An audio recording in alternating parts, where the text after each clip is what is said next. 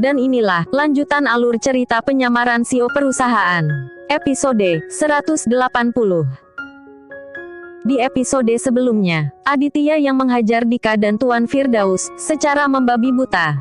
Untung saja saat itu, Cindy berhasil meredakan amukan adik angkatnya itu.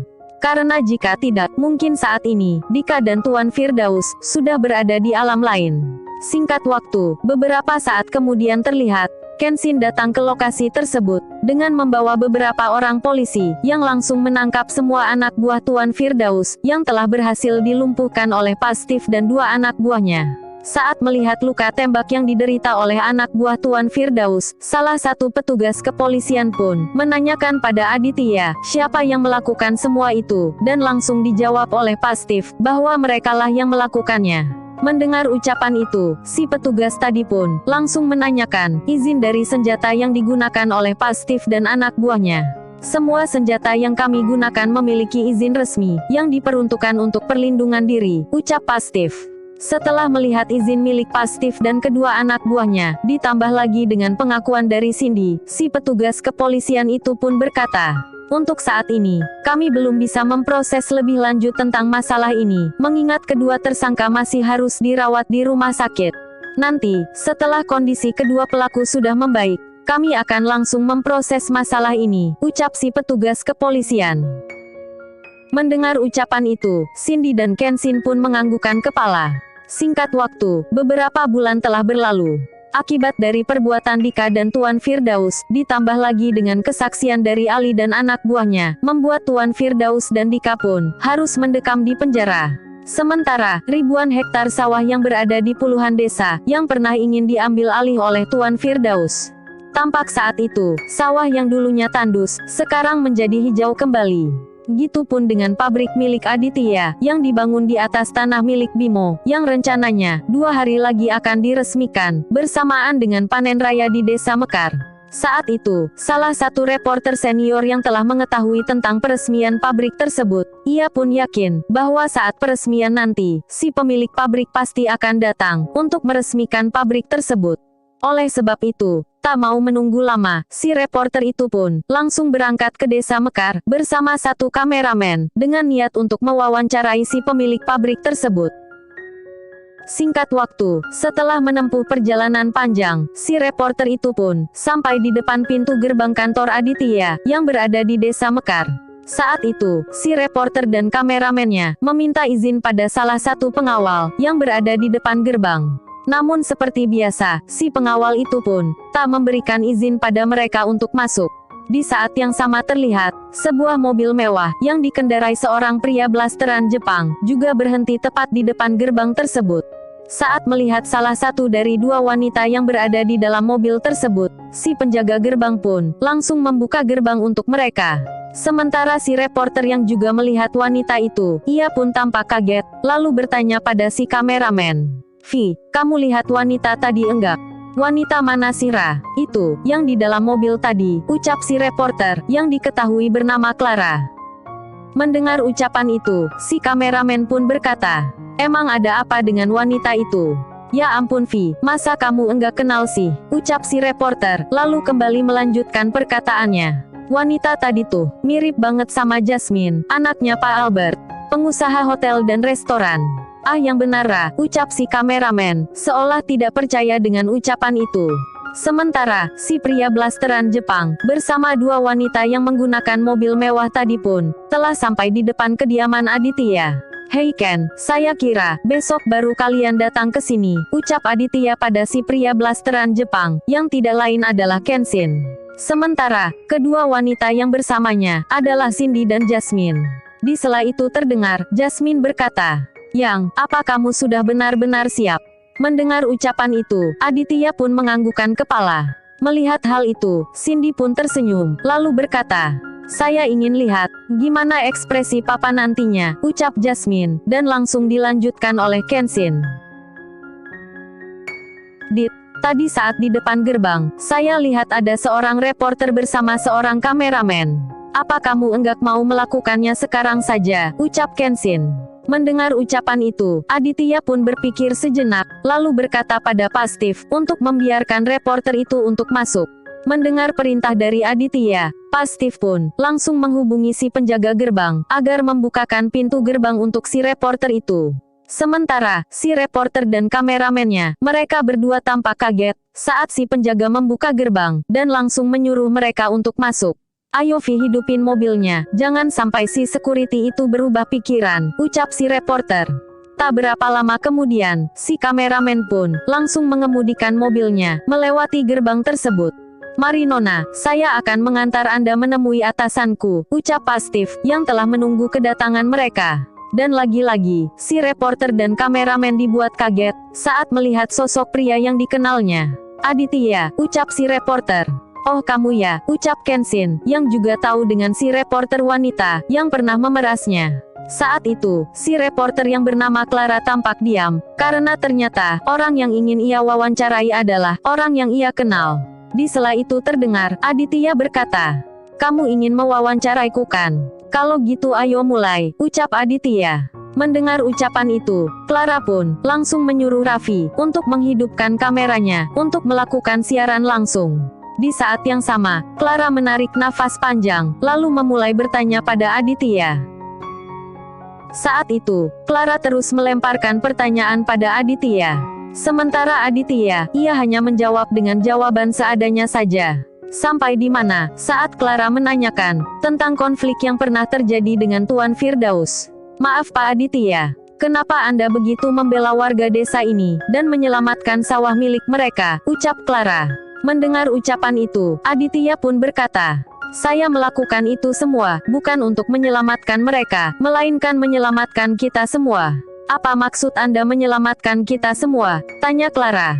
Saat ini, banyak sawah dan tanah pertanian yang sudah dialihfungsikan menjadi perumahan, pabrik dan gedung-gedung bertingkat, yang mengakibatkan lahan pertanian semakin menyempit.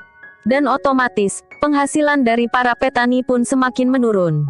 Dan bahkan, para petani bisa kehilangan sumber penghasilan, ucap Aditya. Mendengar ucapan itu, Clara pun berkata, "Kalau hanya seperti itu, mereka tinggal mencari pekerjaan lain saja kan?"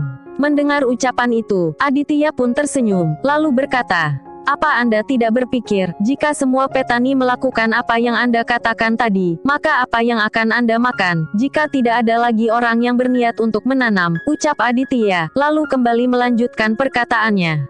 "Kebanyakan orang memandang rendah profesi sebagai petani. Tapi mereka tidak tahu, mereka masih bisa hidup sampai saat ini. Itu semua hasil dari kerja keras para petani, maka jangan pernah memandang rendah mereka. Tanpa mereka, kita bukanlah apa-apa," ucap Aditya. Mendengar ucapan itu, Clara pun terdiam, tak tahu harus mengatakan apa lagi. Sementara, di lokasi yang berbeda, Pak Albert yang ternyata tanpa sengaja menonton siaran langsung tersebut, beliau pun tampak kaget saat melihat Jasmine yang berada di samping Aditya. Saat itu, beliau pun langsung menghubungi Tuan Winata agar menonton siaran langsung tersebut. Sementara Clara terdengar saat itu, ia kembali bertanya pada Aditya. "Oh ya Pak Adit, saya ingin bertanya satu hal lagi pada Anda. Tapi ini mungkin privasi Anda, namun sangat ingin diketahui oleh banyak orang. Silakan, selagi itu tidak merugikan orang lain, saya pasti akan menjawabnya," ucap Aditya. Sebagai CEO dari perusahaan luar yang sangat terkenal, dan juga pemilik dari perusahaan agrobisnis, dengan brand Winata Organik, dan beberapa bisnis hotel, restoran, plus puluhan departemen store. Tentunya Anda memiliki harta yang tidak terhitung. Namun yang ingin saya tanyakan adalah, tentang pendamping hidup Anda. Apakah Anda bisa membocorkan pada kami, siapa nama wanita yang berhasil merebut hati Anda, ucap Clara. Mendengar ucapan itu, Aditya pun tersenyum, lalu berkata, "Orangnya berada di samping saya," ucap Aditya, sambil melihat ke arah Jasmine. Sementara Tuan Winata, yang juga sedang menonton siaran langsung tersebut, perasaan dalam hatinya bercampur aduk, ada rasa malu, menyesal dan bahagia, yang bercampur menjadi satu, saat mengetahui, restoran dan hotel yang menjadi saingannya saat ini, adalah milik Aditya. Di saat yang sama, Clara pun kembali berkata pada Aditya, "Oh ya Pak Adit, sebelum menyudahi siaran langsung ini, apa ada pesan yang ingin Anda sampaikan pada para penonton kita?" Mendengar ucapan itu, Aditya pun langsung mengutarakan permintaan maafnya pada Tuan Winata. "Pak, maafkan saya. Karena selama ini saya tahu, Papa terus mencariku, Tapi saya selalu pergi dan menghindar. Dan mulai hari ini, saya berjanji tidak akan menghindar lagi Pak, ucap Aditya.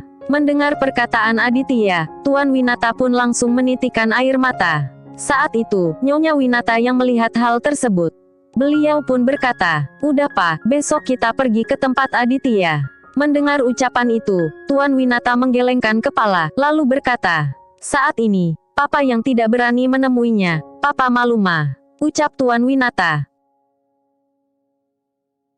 Singkat waktu, hari di mana akan diresmikan pabrik milik Aditya pun tiba. Terlihat saat itu, Brian dan Bimo juga sengaja datang untuk sekedar menemui Aditya. Sementara, di lokasi yang berbeda, tampak saat itu, Nyonya Winata yang seperti sedang menunggu kedatangan seseorang. Tak berapa lama kemudian, terdengar suara helikopter yang terbang rendah di atas kediaman Tuan Winata. Mendengar suara tersebut, Tuan Winata pun langsung bergegas keluar untuk melihat helikopter yang saat itu telah mendarat di tanah kosong yang berada di halaman rumah mewah tersebut. Mereka ini siapa Ma? Ucap Tuan Winata saat melihat Pastif yang telah melangkah ke arah mereka. Selamat pagi Nyonya, ucap Pastif. Ya pagi juga, sahut Nyonya Winata. Ma, siapa orang ini? Bisik Tuan Winata. Ini Pastif, kepala keamanannya Aditya, ucap Nyonya Winata. Di sela itu terdengar, Pastif berkata, saya diutus oleh Tuan Aditya untuk menjemput Tuan dan Nyonya, ucap Pastif. Mendengar ucapan itu, Tuan Winata pun sempat menolaknya. Namun karena terus dipaksa oleh istrinya, akhirnya, Tuan Winata pun mau untuk pergi ke tempat Aditya. Ma, itu helikopter milik Aditya ya? Bisik Tuan Winata. Iya Pak, selain itu, Aditya juga punya satu pesawat pribadi, dan satu kapal pesiar, ucap Nyonya Winata, yang membuat Tuan Winata kembali terperangah kaget. Singkat waktu, Pastif yang ditugaskan menjemput Tuan Winata pun, telah kembali ke desa Mekar, bersama Tuan dan Nyonya Winata. Ternyata saat itu, Tuan Nakamoto dan Pak Albert pun, telah berada di tempat tersebut. Winata, kami kira kamu tak akan datang, ucap Pak Albert, yang saat itu berada di samping Jasmine. Sementara Aditya, tampak saat itu, ia melangkah mendekati Tuan Winata, sembari memberikan sebuah gunting pada Tuan Winata, untuk memotong pita, tanda diresmikannya pabrik pengolahan padi milik Aditya. Pak, ucap Aditya, yang tiba-tiba terhenti, saat Tuan Winata memeluknya. Maafkan Papa, saat itu, Papa sama sekali tidak serius mengusirmu. Adit yang seharusnya minta maaf Pak, ucap Aditya. Di sela itu terlihat, Kenshin, Cindy dan Jasmine, melangkah mendekati Aditya. Ma, ucap Jasmine, sambil mencium tangan Nyonya Winata. Duh makin cantik aja nih calon mantu Mama, ucap Nyonya Winata, lalu berkata pada Tuan Winata. Pa, ini calon mantu kita. Di saat yang sama, terdengar, Tuan Nakamoto berkata, Albert Winata, hidup ini benar-benar aneh. Dulu kalian musuhan, sekarang malah jadi besan, ucap Tuan Nakamoto, lalu kembali berkata, Winata, cepat gunting pitanya. Mendengar ucapan itu, Tuan Winata pun tersenyum, lalu melangkah dengan perlahan, untuk meresmikan pabrik pengolahan padi milik Aditya, yang disaksikan oleh warga dari puluhan desa, yang telah dibantu oleh Aditya. Saat itu, setelah pita digunting, para warga pun langsung bersorak bahagia, karena mulai saat itu, mereka tak perlu lagi menjual hasil panen mereka pada para tengkulak, yang membeli dengan harga yang mencekik. Dan scene ini pun, mengakhiri kisah ini.